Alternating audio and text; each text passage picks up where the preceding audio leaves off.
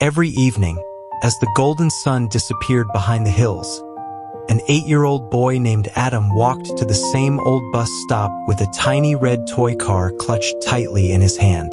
The villagers saw him every day. They whispered to each other, "He's waiting again." Years earlier, Adam's father had hugged him tightly before leaving to find work in a distant city. "I'll be back soon," he had promised. But soon turned into weeks. Weeks became months. Months became years.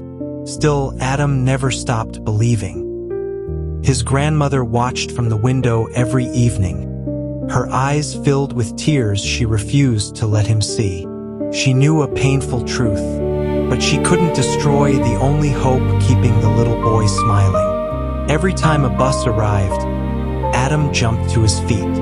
His eyes searched every face, every stranger, every shadow, every man stepping off the bus. Then the doors closed. The bus drove away, and the little boy quietly sat back down. Tomorrow, maybe tomorrow, his hope never faded. One evening, dark clouds covered the sky. Lightning flashed across the mountains. Villagers hurried home before the storm arrived.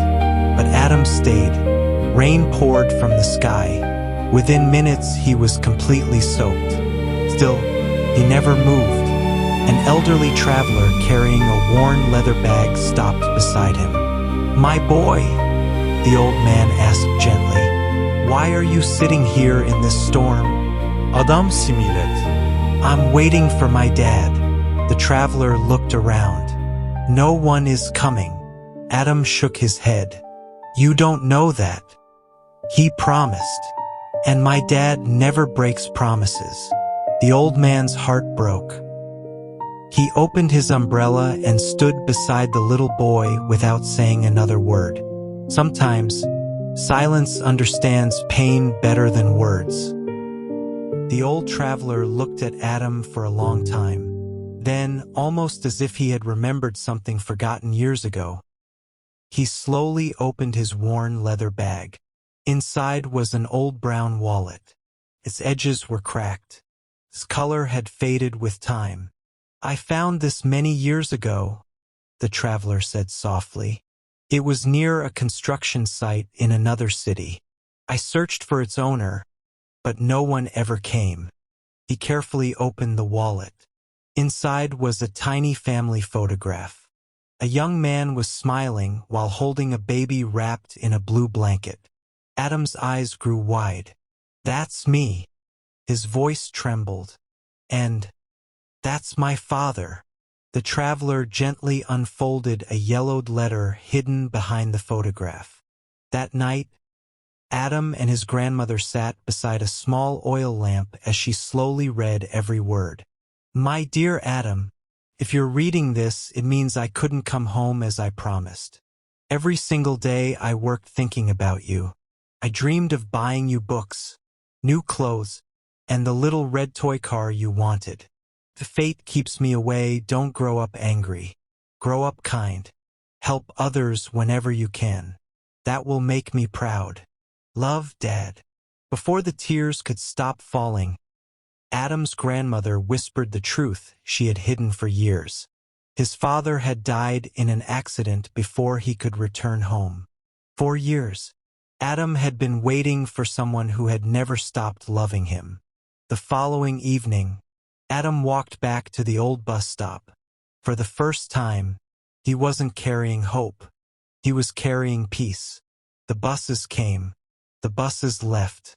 But Adam never stood up. Instead, he placed his little red toy car gently on the empty bench. He smiled through his tears. "I know you tried, Dad. I waited because I loved you. And now, I'll make you proud." The evening wind carried his words into the fading sunset. The old traveler watched quietly from across the road. Some goodbyes don't happen at graves. They happen inside the heart. And those are the hardest ones. Months passed. The lonely bench still stood beside the quiet road. But Adam no longer came there to wait.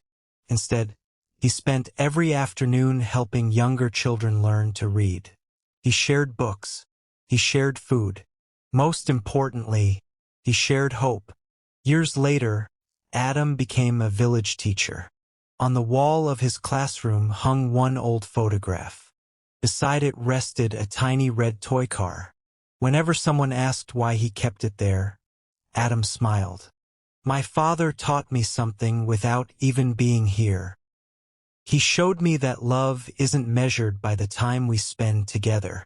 It's measured by the kindness we leave behind." Every evening, Adam looked toward the old road one last time before going home.